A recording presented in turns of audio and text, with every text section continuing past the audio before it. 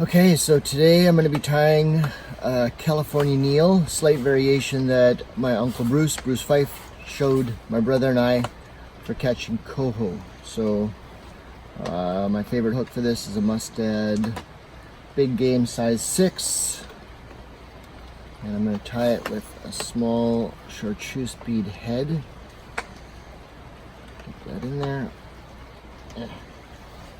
Okay. Get our chartreuse thread.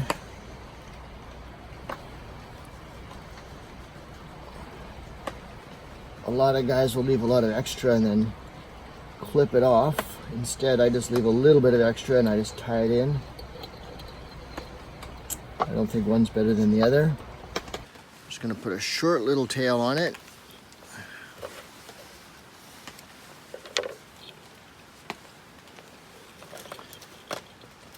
Yeah, just like that. Perfect. And I'm going to put a little bit of deer hair in that tail as well, just so it's not all flash. And I get the deer hair here, and what I do is I just, we're at a campsite by a river here, so I don't have all my supplies, so I'm not going to use the stacker. I'm just going to pull out the few hairs that are a bit long, measure it up, and plunk those down. So when you're tying in deer hair,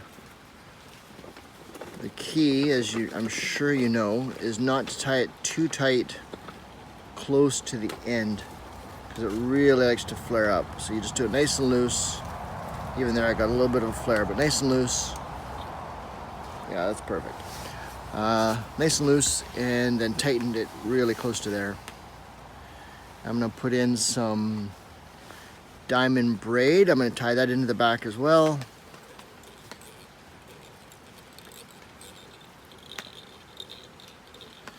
And I'm going to use a piece of gray hackle. And we're using gray today because the rivers are pretty dirty and I want this fly to be as bright as possible. If the rivers are really clean, often I'll use a dark red or brownish hackle. Gives it a bit more of an earthy flavor and not quite as flashy. And then we usually tie it in tip first,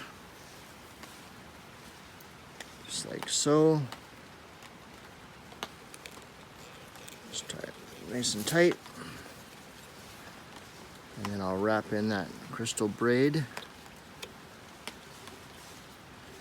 or diamond braid, I guess, sorry.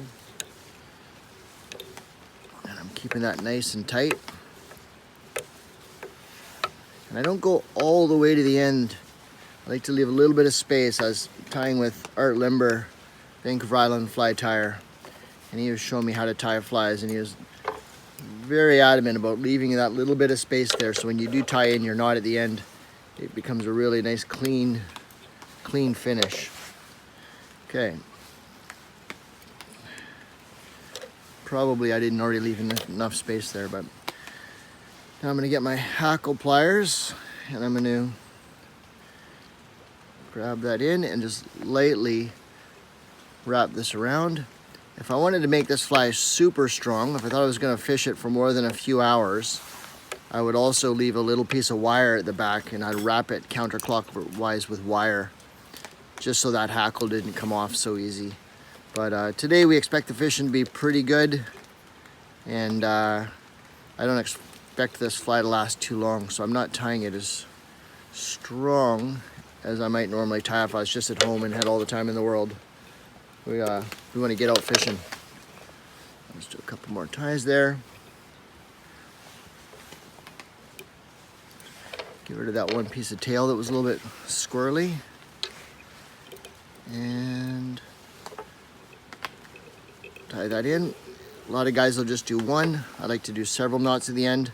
And once again, because we're on the river and we're just about to go fishing, I'm not going to use head cement, so I find a few knots goes the extra mile, and you don't even really notice it in that fly. It's still nice and tight. There you have it, California Neal.